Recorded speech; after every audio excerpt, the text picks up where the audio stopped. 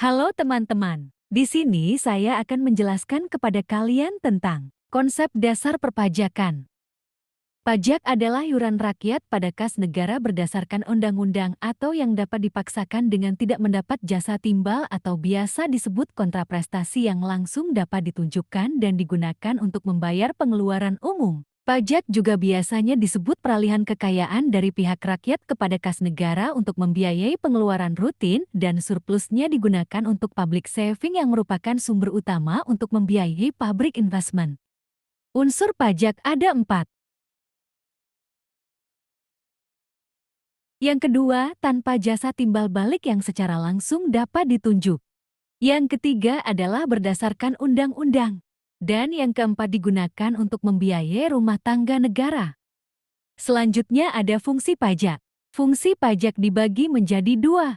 Yang pertama adalah fungsi anggaran atau budgetair, yaitu adalah pajak sebagai sumber dana bagi pemerintah untuk membiayai pengeluarannya. Yang kedua adalah fungsi mengatur atau reguleran, yaitu pajak berfungsi sebagai alat untuk mengatur atau melaksanakan kebijakan pemerintah dalam bidang sosial dan ekonomi. Selanjutnya ada syarat-syarat pemungutan pajak. Yang pertama, syarat keadilan. Syarat keadilan dalam pemungutan pajak berarti pajak harus dikenakan secara adil dan merata berdasarkan kemampuan membayar. Artinya, mereka yang memiliki penghasilan atau kemampuan ekonomi lebih besar harus membayar pajak yang lebih besar pula, sementara mereka yang memiliki kemampuan ekonomi lebih rendah dikenakan pajak yang lebih rendah. Syarat ini bertujuan untuk menciptakan keadilan vertikal dan horizontal dalam sistem perpajakan. Yang kedua, syarat yuridis. Syarat yuridis dalam pemungutan pajak berarti pajak harus didasarkan pada peraturan perundang-undangan yang jelas dan sah. Artinya, pemungutan pajak harus memiliki landasan hukum yang kuat dan transparan, sehingga proses pemungutan pajak dapat dipertanggungjawabkan dan tidak bersifat sewenang-wenang. Syarat ini memastikan kepastian hukum dan melindungi hak-hak wajib pajak. Yang ketiga, syarat ekonomis.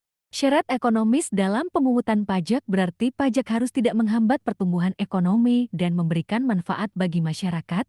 Pajak harus dirancang untuk meminimalkan dampak negatif pada kegiatan ekonomi, seperti tidak menghambat investasi atau konsumsi, serta memastikan bahwa penerimaan pajak dapat digunakan untuk membiayai pembangunan dan kesejahteraan masyarakat.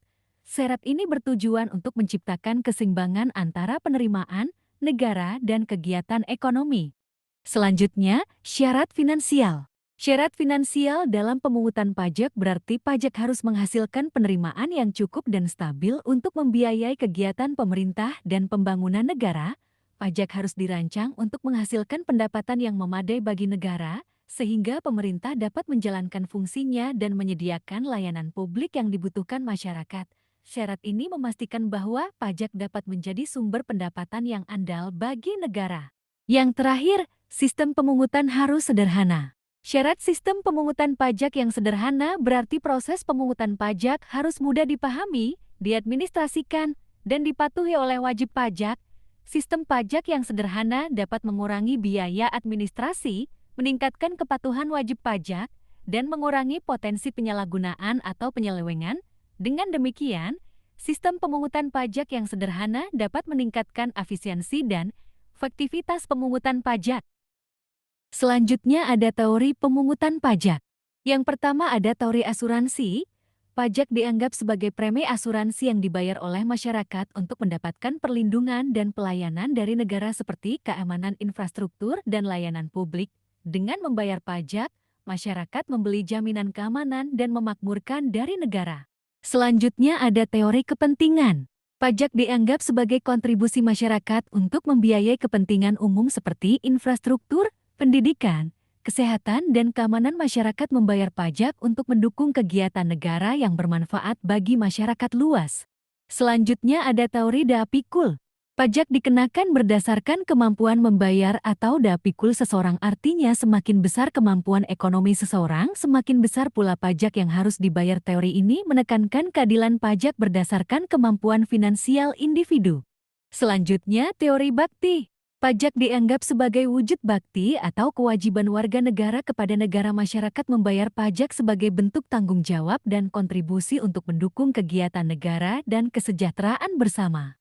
Dan yang terakhir adalah teori asas daya beli.